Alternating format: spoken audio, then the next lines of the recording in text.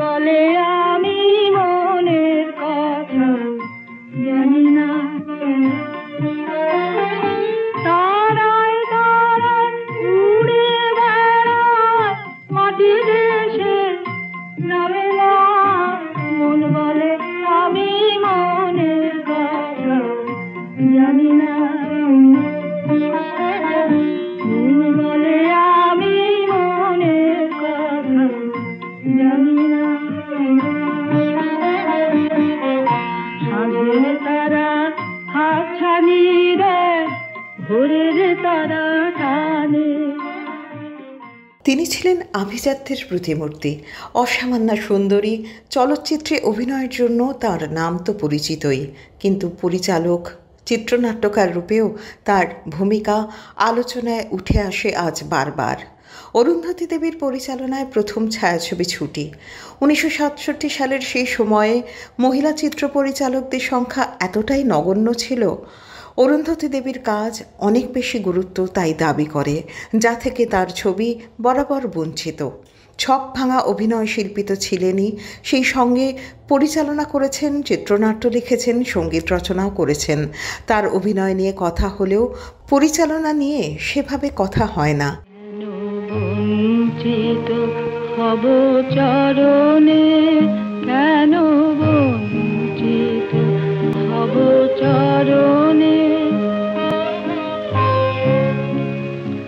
আমি কত আশা করে বসে আছি পাব জীবনে না হয় মরণে, আমি কত আশা করে বসে আছি পাব জীবনে না হয় মরণে, কেন বঞ্চিত হব চরণে।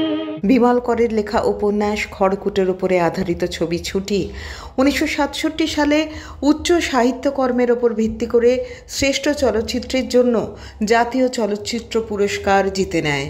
আমার হাত ধরে তুমি নিয়ে চলো সখা, আমি যে পথ চিনি না, আমার হাত ধরে তুমি নিয়ে চলো সখা, আমি যে পথ চিনি না, তোমারই উপর করিল নির্ভর, তোমায় কারো জানি না, আমার হাত ধরে তুমি নিয়ে চলো সখা। অরুন্ধতী দেবী ছুটি ছাড়াও পরবর্তী সময়ে 1969 সালে মেঘরৌদ্র, 1972 সালে প্রদীপেশের বর্মী বাক্স, 1983 সালে দীপার প্রেম ও 1985 সালে গোকুল ছবি পরিচালনা করেন। বিমল করের উপন্যাস খড়কুটো থেকে ছুটি ছবির চিত্রনাট্য অরুন্ধতী দেবী নিজেই লিখেন। পরিচালনার সঙ্গে সঙ্গে এই ছবির সুরকারও তিনিই ছিলেন। 1952 সালে নিউ থিয়েটার্সের মহাপ্রস্থানের পথে ছবিতে প্রথম আবির্ভাবেই অরুন্ধতী দেবী তাঁর অভিনয় এবং রূপের জাদুতে দর্শকদের মধ্যে সাড়া ফেলে দেন। প্রেম লাগানা চাহিয়ে, ভজন করনা চাহিয়ে, সাধন করনা চাহি রে মনুয়া, ভজন করনা চাহি, ভজন করনা চাহি, प्रेम लगाना चाही रे मनुआ, प्रीत करना चाही, प्रीत करना चाही।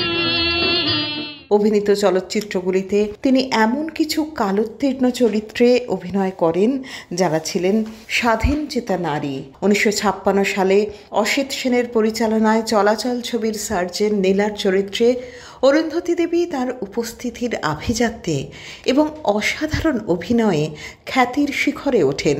এই আভিজাত্যই তপন সিনহার ঝিন্দের বন্দি ছবিতে উত্তম কুমার ও সৌমিত্র চট্টোপাধ্যায়ের বিপরীতে রানী কস্তুরীবাঈয়ের চরিত্রে অরুন্ধতী দেবীকে আলাদা করে তুলে ধরে। ক্ষুধিত পাষাণ, পুষ্পধনু, মানময়ী গার্লস স্কুল, ভগিনী নিবেদিতার মতো ছবিতে বর্ণময় চরিত্রে অরুন্ধতী দেবী মেলে ধরেন তার অভিনয় প্রতিভা।